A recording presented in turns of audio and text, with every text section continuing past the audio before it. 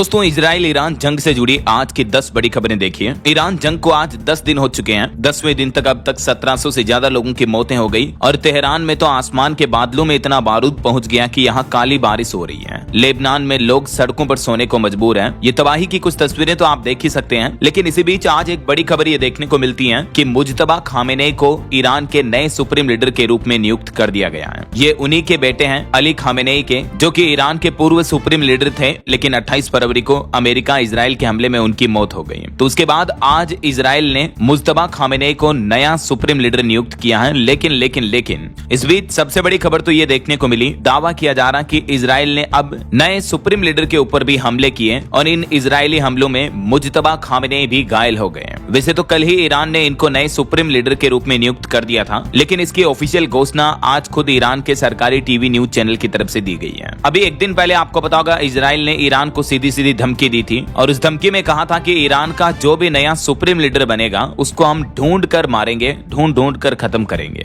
और यही वजह की ऐसी भी मीडिया रिपोर्ट्स आ रही थी कि ईरान ने सुप्रीम लीडर तो काफी टाइम पहले ही चुन लिया, लेकिन इसकी अब तक घोषणा नहीं की इजराइल और अमेरिका के हमलों के डर की वजह से। क्योंकि पहले अली खामेनेई भी काफी सुरक्षित बंकर में थे। जब इजराइल ने उन पर मिसाइलें छोड़ी थी तब भी खामेनेई अपने सेफ्टी बंकर में थे, उसके बावजूद उन्हें उड़ा दिया गया। तो कहीं न कहीं ईरान को इस बात का डर तो जरूर है कि नए सुप्रीम लीडर के ऊपर भी हमला हो सकता है, और आज एग्जैक्टली हुआ भी ऐसा ही। दावा किया जा रहा मीडिया रिपोर्ट्स में कि इजरायली हमले में ईरान के नए सुप्रीम लीडर मुज्तबा खामेनेई गंभीर रूप से घायल हो गए। टाइम्स ऑफ इजराइल की रिपोर्ट के मुताबिक वे मौजूदा युद्ध के दौरान घायल हुए हैं। इससे पहले 28 फरवरी को ही उनकी पत्नी, बेटी और पिता की भी मौत हो गई। उनके पिता भी ईरान के सर्वोच्च नेता सुप्रीम लीडर थे। ये देख सकते हैं आप, अयतुल्ला खामेनेई जो अली खामेनेई थे उनके उत्तराधिकारी जो बने मुज्तबा खामेनेई, ये उन्हीं के बेटे हैं। उनकी प्रोफाइल की ज्यादा जानकारी भी आप देख सकते हैं। ईरान में पिछले 37 सालों से सबसे ताकतवर नेताओं में रहे हैं ये खामेनेई। वहीं अमेरिका इजराइल जंग के दौरान अब तक के 7 बड़े अपडेट देखिए। सिविल इलाकों को निशाना बनाया गया, तकरीबन 6,500 से ज्यादा सिविलियंस इलाकों में भी हमले हुए हैं। 5,500 घरों पर हमला हुआ। इजराइल के 1765 लोग घायल हो गए। जंग में अब तक 1700 लोगों की मौत की खबर है। दुकानों को भी काफी नुकसान हुआ। तकरीबन 65 स्कूलों पर भी हमला हुआ और 14 मेडिकल सेंटर्स पर भी हमला हुआ।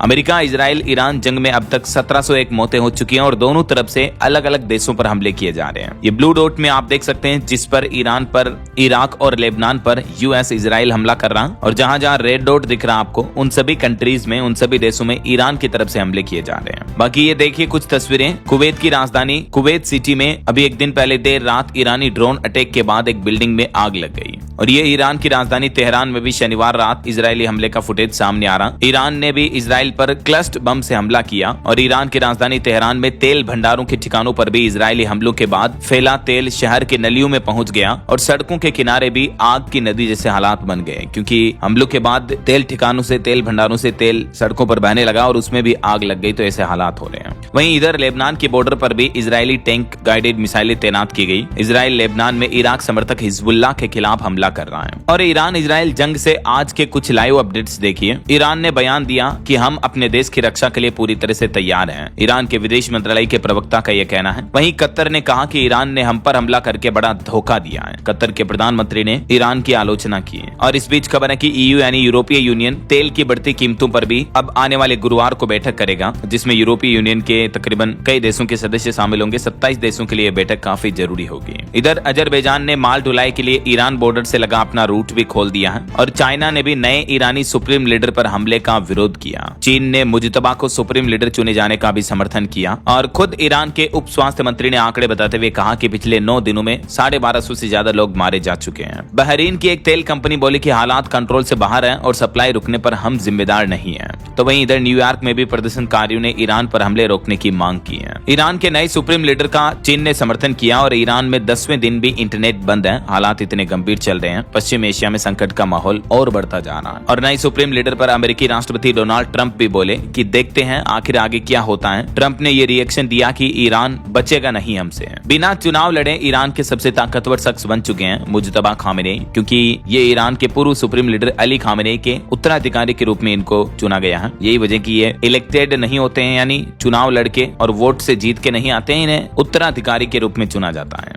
और इस बीच हमारे भारत से एक बड़ी खबर आ रही कि ईरान इजराइल जंग की लड़ाई में मध्य प्रदेश के किसानों का केला भी सड़ने लगा, क्योंकि एक्सपोर्ट बंद हो गया है, निर्यात ठप पड़ा है। रमजान में मांग बढ़ती थी, लेकिन इस बार केलों के दाम आधे ही रह गए हैं। बासमती बासमती चावल पर भी संकट छाया हुआ क्योंकि एक्सपोर्ट बंद है। तो इधर ईरान ने एक दावा यह किया कि अमेरिकी राष्ट्रपति डोनाल्ड ट्रंप को युद्ध करने के लिए उकसाया गया। ईरान के विदेश मंत्री अरागची बोले कि अमेरिकी सीनेटर ग्राहम और इजराइल के प्रधानमंत्री बेंजामिन नेतन्याहू ने मिलकर ये साजिश रची और अमेरिका को उकसाया। ये ईरान के विदेश मंत्री की तरफ से गंभीर आरोप लगाए गए। और एक दिन पहले हमलों में इजराइल ने ईरान के कई तेल ठिकानों पर भी मिसाइलें गिराई। तकरीबन 3 डिपो और 30 फ्यूल टैंक भी तबाह हो गए। जवाबी कार्रवाई में ईरान ने भी 5 और देशों पर हमले किए। कहा कि हम 6 महीने तक जंग लड़ेंगे। एक सबसे बड़ा सवाल यह कि आखिर ईरान की मदद क्यों नहीं कर रहे हैं वहां के हूती विद्रोही। 9 दिन बाद भी वो इस जंग से दूर हैं। शिया लड़ाके भले ही वो समर्थन में बयान दे रहे हैं ईरान के, लेकिन खुद लड़ाई में शामिल नहीं हो रहे हैं। जबकि यमन में हूती विद्रोही जो रहते हैं वो ईरान के सहयोगी माने जाते हैं, लेकिन इस बार वो इस जंग से बिल्कुल दूर हैं।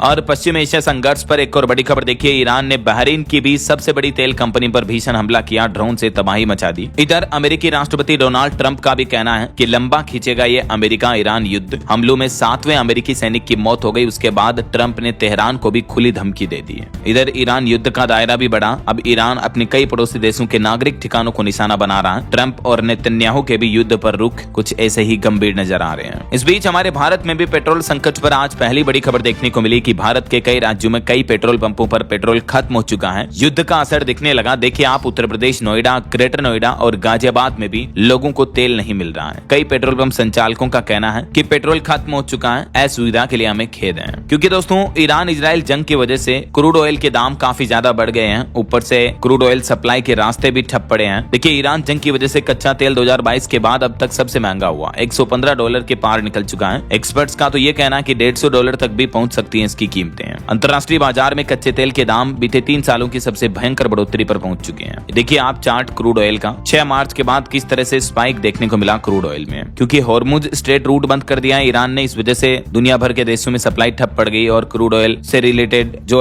ऑयल रिफाइनरी इंडस्ट्री है उन पर भी हमले किए जा रहे हैं। तो इस वजह से सारी चीजें डिस्टर्ब हो रही है। हमारे भारत में भी घरेलू गैस सिलेंडर के दाम 60 रुपए बढ़ चुके हैं। कॉमर्शियल गैस सिलेंडर 115 रुपए महंगा हो चुका है। डेटा मैंने आपको बताए थे पहले भी। इन हालातों पर इधर रशिया का कहना है कि अंतर्राष्ट्रीय कानून तो लगभग खत्म हो चुके हैं। पश्चिम एशिया में संघर्ष पर रूस ने 2 टूक जवाब देते हुए कहा कि अब इन युद्ध से पूरी वैश्विक सुरक्षा खतरे में है। वहीं ईरान ने अमेरिका को यह भी कहा कि हम अपनी 1 इंच भी जमीन नहीं लेने देंगे। अमेरिका को ईरान ने 2 टूक जवाब दिया। पड़ोसी देशों पर हमले रोकने वाले बयान पर सफाई भी दी। और इस बीच मीडिया रिपोर्ट्स तो ये भी है कि ईरान के परमाणु भंडार पर भी कब्जा करने की तैयारी कर रहे हैं ट्रंप। अमेरिका और इजरायल यहाँ विशेष बल भी उतार सकते हैं। इधर आज हमारे भारत देश के संसद भवन में भी विदेश मंत्री की बैठक हुई। एनएसए अजीत डोभाल और सीडीएस अनिल चौहान भी इस बैठक में मौजूद रहे। और संसद बजट सत्र के नए चरण की शुरुआत के साथ ही पश्चिम एशिया संकट पर संसद में विदेश मंत्री एस जयशंकर बोले कि संवाद और कूटनीति जरूरी है। और गल्फ कंट्रीज में फंसे भारतीयों को वापस लाने पर भी विदेश मंत्री ने कहा कि सरकार कई ऑपरेशंस आयोजित कर रही है। अब तक 67,000 भारतीय नागरिक वापस लौटने के लिए अंतर्राष्ट्रीय सीमा पार कर चुके हैं और अपने स्वदेश भारत वापस आ चुके हैं। इस बीच एक बड़ी खबर यह है कि ईरान के जो पूर्व सुप्रीम लीडर थे खामेनेई, उनकी मौत पर अमेरिका में सट्टा भी लगा था। 498 करोड़ का खेला था दांव,